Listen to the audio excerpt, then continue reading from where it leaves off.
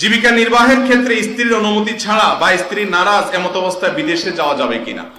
আপনার স্ত্রী যদি আপনার উপরে অসন্তুষ্ট থাকে, আপনি বিদেশে যেতে চান এবং আপনি সেখানে গেলে তার চরিত্র সে হেফাজত করতে পারবে কিনা রিস্ক আছে, সে নিজের ব্যাপারে নিজে শঙ্কা করে, অথবা ডাইরেক্ট বলে না কিন্তু আপনি আশঙ্কা করেন, তাহলেও আপনার জন্য বিদেশ যাওয়া জায়েজ নাই। যারা বিদেশ যান, প্রবাসে থান, উপার্জন করার জন্য যান, আমি বলি বিয়ের আগে যাবেন, বিয়ের পরে যদি যান বউ নিয়ে যেতে পারলে যাবেন, আর না হলে প্রবাসী ভাবে থাকবেন না। কারণ প্রবাসে যেতে হলে আপনার দুইটা ভিসা লাগবে, এক হলো যে দেশে যাবেন ওই দেশের ভিসা, আর একটা হলো বউর কাছ থেকে ভিসা নিতে হবে।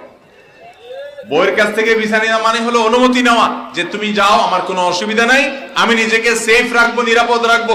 বহু প্রবাসী ভাইরা আছেন, তিনি পরিবারের জন্য জীবন শেষ করে দিচ্ছেন, এদিকে বউ পরকীয়াতে বা কোনো হারামে লিপ্ত হয়ে গেছেন, কারণ কোনো উপায় নেই।